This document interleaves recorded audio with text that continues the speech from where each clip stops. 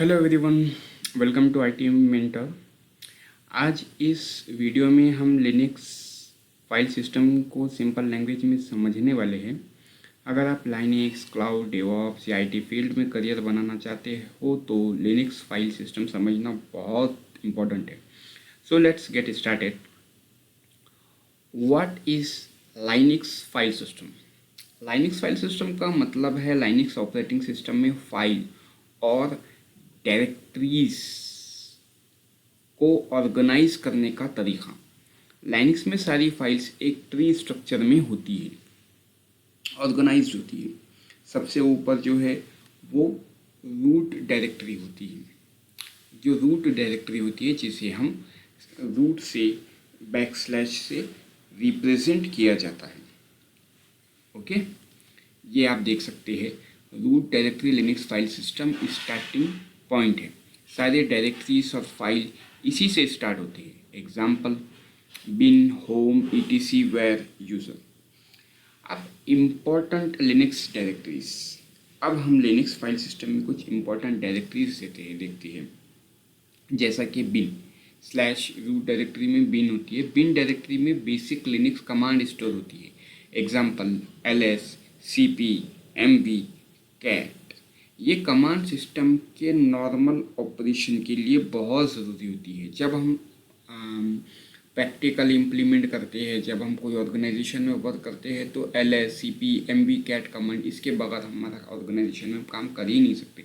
ये day to day task होते हैं हमारे पास। और सेकेंड नंबर पर होता है होम। होम डायरेक्टरी में यूज़र की पर्सनल फाइल्स स्टोर होती है। हर यूज़र का अलग फोल्डर होता है।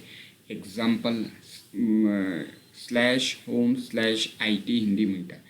ये मेरे पास IT में हिंदी मिंटर एक मेरे पास एक फ़ोल्डर बना हुआ है। इसके अंदर मैं जितनी भी मैं यूज़र हूँ यहाँ पर, ये मेरे पास एक यूज़र है। यहाँ पर मेरे पूरे फाइल्स इसके अंदर मौजूद रहेंगे। हर यूज़र का अलग फोल्डर होता है। अब हमारे पास जो है तो ETC भी होती है हमारे पास, जिसके अंदर सिस्टम कॉन्फ़िगरेशन फाइल स्टोर होती है, जैसा कि नेटवर्क कॉन्फ़िगरेशन, सिस्टम कॉन्फ़िगरेशन। और हमारे पास वेयर डायरेक्टरी में वेयर भी होता है, जो लॉग्स और वेरिएबल डेटा स्टोर होता है। और यूज़र होता है हमारे पास।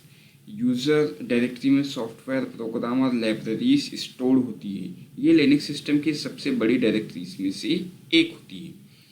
और हमारे पास टेम्प होती है, टेम्पररी फाइल स्टोर होती है।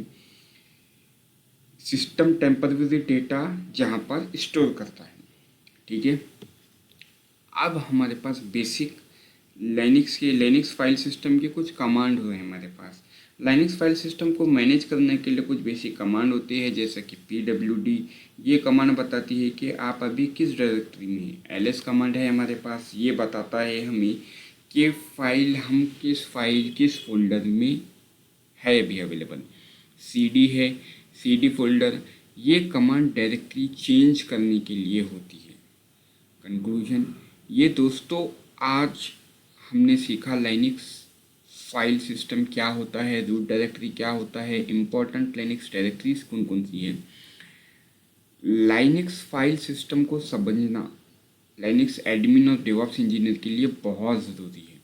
अगर आपको ये वीडियो हेल्पफुल लगी हो तो लाइक, शेयर और सब्सक्राइब करें IT हिंदी मिंटर चैनल को। Thanks for watching, see you in the next video.